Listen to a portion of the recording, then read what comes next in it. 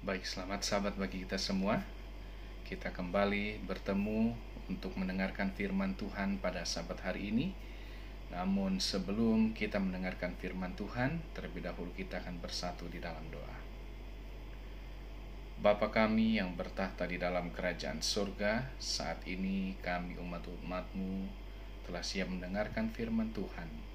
Buka hati dan pikiran kami sehingga apa yang akan kami dengarkan dapat kami mengerti dan kami boleh disanggupkan untuk bisa menghidupkannya di dalam kehidupan kami. Inilah yang menjadi doa dan harapan kami, di dalam nama Yesus kami telah berdoa. Amin. Baik, tentu kita bersyukur kepada Tuhan oleh karena berkat dan perlindungannya sudah menyertai kehidupan kita sepanjang 6 hari di dalam hari pekerja kita, dan kita boleh kembali memasuki pada hari Sabat Tuhan. Dan tentu kita bersuka cita oleh karena hingga pada saat ini Tuhan masih memberkati kita, Tuhan masih melindungi dan membentengi kehidupan kita. Sekalipun di luar sana ada banyak hal-hal yang dapat mengancam kehidupan kita, termasuk ketika wabah virus corona ini masih terus melanda negeri kita, tetapi kita bersyukur kepada Tuhan.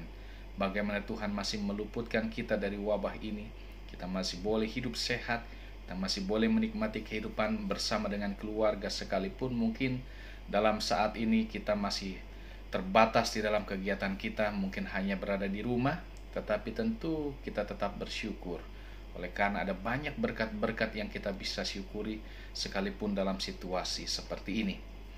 Dan pada sahabat hari ini saya akan membahas satu pelajaran ataupun satu tema dari kitab Matius pasal yang ke-25 ayat 14 sampai dengan ayat yang ke-30. Perikop ini adalah berbicara mengenai talenta.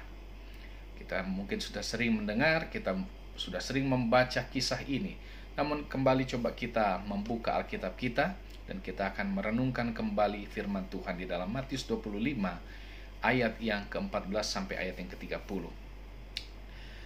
Dikatakan, sebab hal kerajaan surga sama seperti seorang yang mau bepergian ke luar negeri, yang memanggil hamba-hambanya dan mempercayakan hartanya kepada mereka.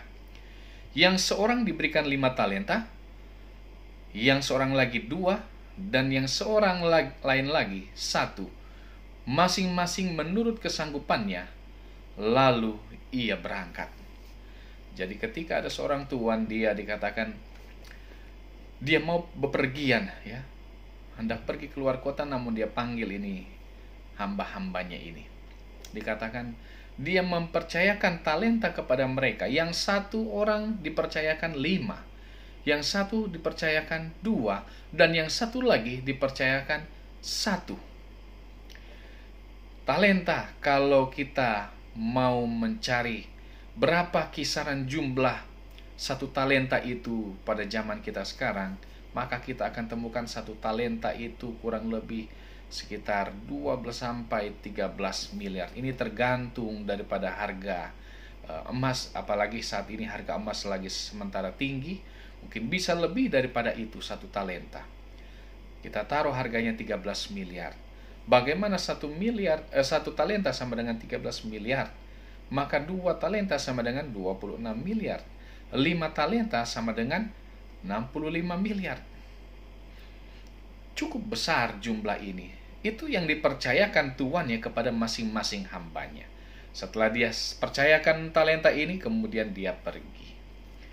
Pada ayat yang ke-16 dikatakan, segera pergilah hamba yang menerima 5 talenta itu. Ia menjalankan uang itu, lalu beroleh laba 5 talenta. Dalam ayat yang ke-17 dikatakan, hamba yang menerima 2 talenta itu pun berbuat demikian juga, dan berlaba 2 talenta. Tetapi hamba yang menerima 1 talenta itu pergi dan menggali lubang di dalam tanah, lalu menyembunyikan uang tuannya. Kemudian setelah waktu berlalu, pada ayat yang ke-19, lama sesudah itu pulanglah tuan hamba-hamba itu, lalu mengadakan perhitungan dengan mereka. Hamba yang menerima 5 talenta itu datang, dan ia membawa laba 5 talenta. Kemudian kata tuannya, katanya, Tuan, 5 talenta Tuhan percayakan kepadaku. Lihat, aku telah beroleh laba 5 talenta. 60 miliar kemudian dia untung 60 miliar. 65 miliar, dia untung 65 miliar. Kemudian maka kata Tuhan itu kepadanya, baik sekali perbuatanmu itu, hai hambaku yang baik dan setia. Engkau telah setia dalam perkara kecil, aku akan memberikan kepadamu tanggung jawab dalam perkara yang besar. Masuklah dan turutlah dalam kebahagiaan Tuhanmu. Ya, Tuhan mana yang tidak senang ketika ada sesuatu yang dia percayakan kepada hambanya, kemudian ternyata diusahakan dan menghasilkan untung. Ayat yang ke-22 dikatakan, lalu hamba yang menerima 2 talenta itu, katanya, dia datang dan katanya, Tuhan, 2 talenta Tuhan percayakan kepada saya. Lihat, aku telah beroleh laba 2 talenta. Kembali Tuhan dikatakan ayat yang ke-23, baik sekali perbuatanmu itu, hai hambaku yang baik dan setia. Engkau telah setia memikul tanggung jawab dalam perkara yang kecil. Aku akan memberikan kepadamu tanggung jawab dalam perkara yang besar. Masuklah dan turutlah dalam kebahagiaan Tuhanmu. 2 hamba sudah menyampaikan laporannya. Kemudian datang yang ketiga. Kini datanglah juga hamba yang menerima 1 talenta. Ya, yang menerima 1 talenta dan berkata, Tuhan, aku tahu bahwa Tuhan adalah manusia yang kejam, yang menuai di tempat di mana Tuhan tidak menabur, dan yang memungut dari tempat di mana Tuhan tidak menanam. Karena itu aku takut dan pergi menyembunyikan talenta Tuhan itu di dalam tanah. Ini, terimalah kepunyaan Tuhan. 2 hamba yang sebelumnya tidak mempunyai pikiran dikatakan apa? Seperti hamba yang ketiga ini. Sehingga hamba yang ketiga, aku ini takut. Ya. Tuhan ini manusia yang kejam, yang tidak menabur, tidak menuai di tempat di mana Tuhan menabur. Maka jawab tuannya itu, hai kamu hamba yang jahat dan malas. Jadi kamu sudah tahu bahwa aku menuai di tempat di mana aku tidak menabur dan memungut di tempat di mana aku tidak menanam. Karena itu sudahlah seharusnya uang itu kau berikan kepada orang yang menjalankan uang, supaya sekembaliku aku menerimanya serta dengan bunganya.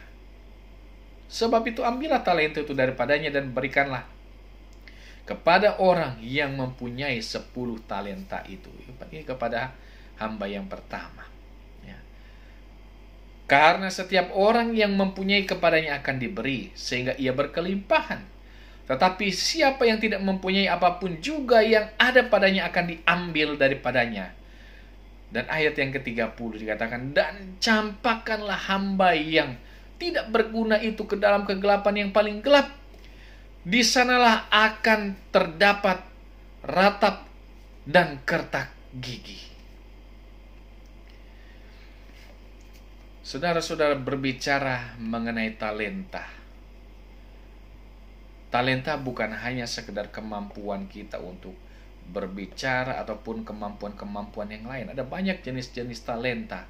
Baik itu waktu kita, pikiran kita, tenaga kita, harta kita, dan segala sesuatu yang kita miliki. Ada banyak sekali talenta-talenta yang Tuhan percayakan di dalam kehidupan saudara dan saya.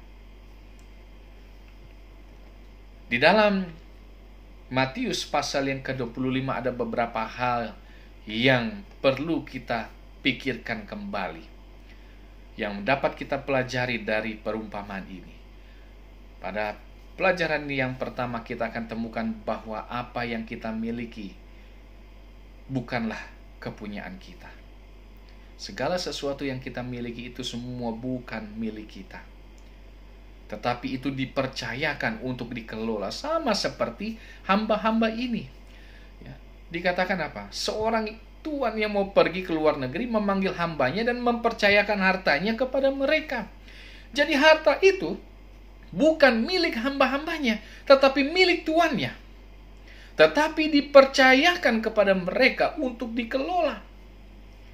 Begitu juga dengan apa yang kita miliki bukan milik kita, tetapi itu semua dipercayakan untuk kita kelola.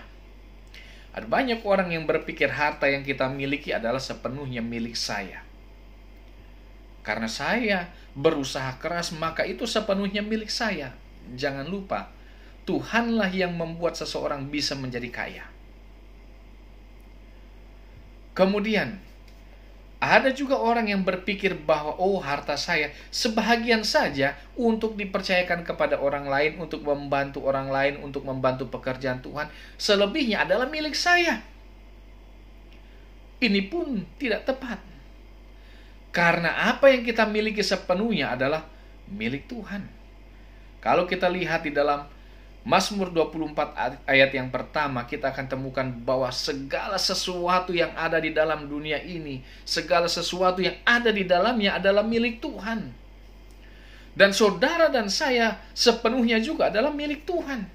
Hidup kita bukan milik saya, bukan milik saudara, tetapi sepenuhnya milik Tuhan. Karena Dialah pencipta kita. Jadi segala sesuatu yang kita miliki bukanlah milik kita, tetapi itu dipercayakan untuk kita kelola. Sangat disayangkan kalau kita berpikir bahwa harta yang kita miliki sepenuhnya adalah milik kita dan suka-suka saya, karena itu sepenuhnya milik saya, suka-suka saya mau gunakan seperti apa. Saya mau habiskan untuk apa, itu terserah dengan saya. Ya tidak apa-apa kalau itu menurut saudara. Pemikiran itu adalah seperti yang saudara pikirkan. Jangan lupa, kita akan mempertanggungjawabkannya nanti ketika Yesus datang. Di pengadilan nanti, ya, pengkhotbah katakan apa? Kita pengkhotbah, segala sesuatunya akan kita pertanggungjawabkan nanti di pengadilan. Yang kedua, bahwa ketika Tuhan mengaruniakan talenta kepada kita, Dia memberikan menurut kesanggupan kita masing-masing. Tuhan tidak akan percayakan talenta yang tidak akan mampu kita kelola. Sebagai contoh, ketika kita sebagai orang tua punya anak, banyak orang tua yang akan berusaha memaksakan anaknya harus bisa ini, harus bisa itu, harus bisa ini, harus bisa itu, harus les ini, harus les itu, supaya mereka bisa. Padahal belum tentu mereka punya kemampuan untuk itu. Sebagai contoh, ada orang yang memang punya talenta untuk bermain musik, bermain piano. Saya berusaha bisa untuk bermain piano. Saya berusaha untuk latihan bermain piano. Saya coba untuk les walaupun hanya singkat saja. Tetapi memang kalau tidak punya basic ataupun tidak punya kemampuan untuk bisa memainkan piano, rasa-rasanya saya tidak mampu untuk bisa bermain piano. Tapi ada orang yang secara otodidak yang memang mungkin mempunyai talenta untuk bermain piano. Dengan sangat mudah dia bisa mengembangkan talentanya. Tuhan lebih memahami kita. Dia tahu apa talenta yang dapat dipercayakan kepada kita, apa talenta yang bisa dipercayakan kepada saudara.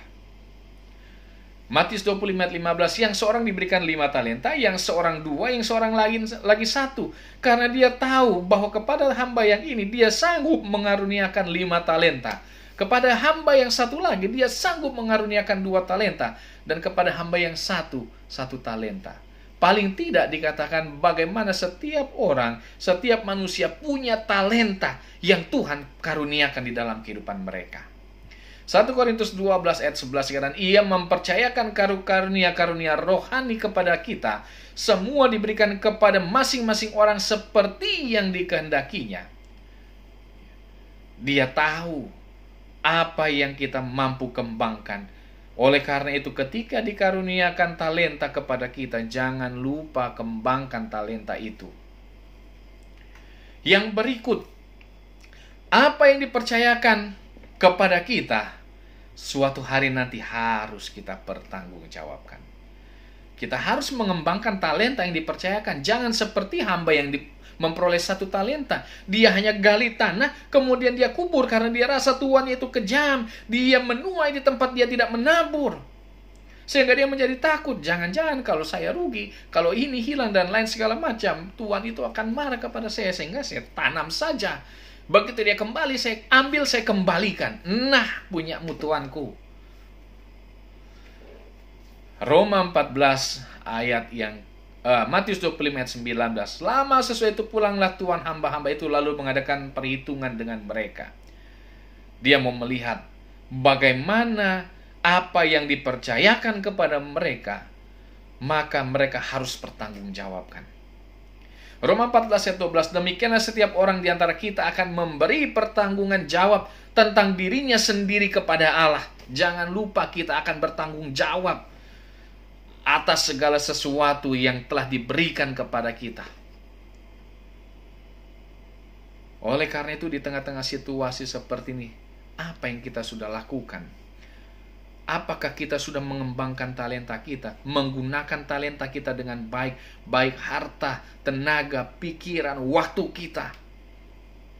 Atau kita hanya seperti dikatakan stay at home, hanya makan, bangun, tidur, nonton, dan lain segala macam. Tidak ada hal yang berarti yang kita lakukan di dalam kehidupan kita. Stay at home bukan berarti tidak produktif. Kita harus tetap menghasilkan sesuatu sekalipun kita berada di dalam rumah.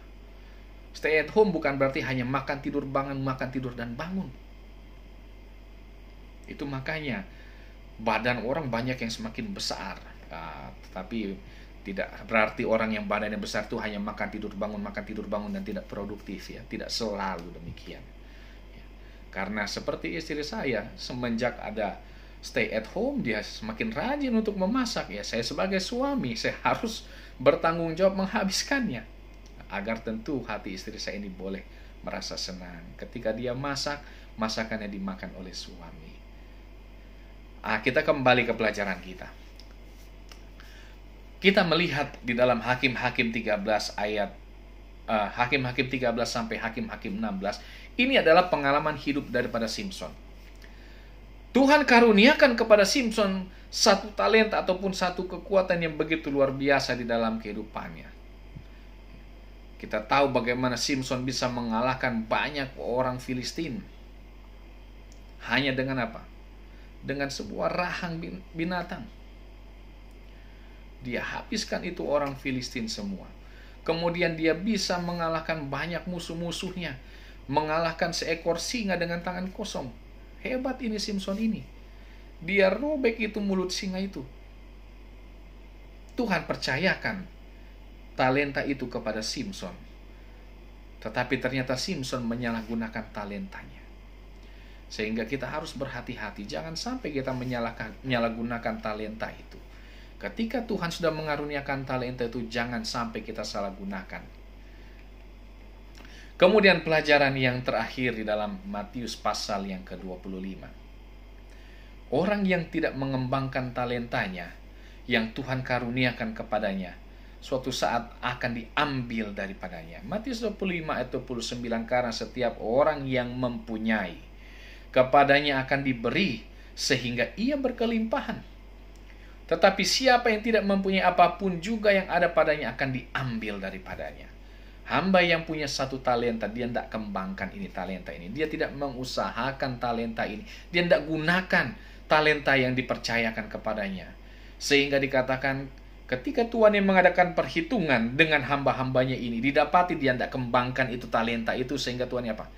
Ambil itu talenta itu, kasih kepada yang punya 10 talenta, ataupun kepada hamba yang pertama yang dipercayakan 5 talenta.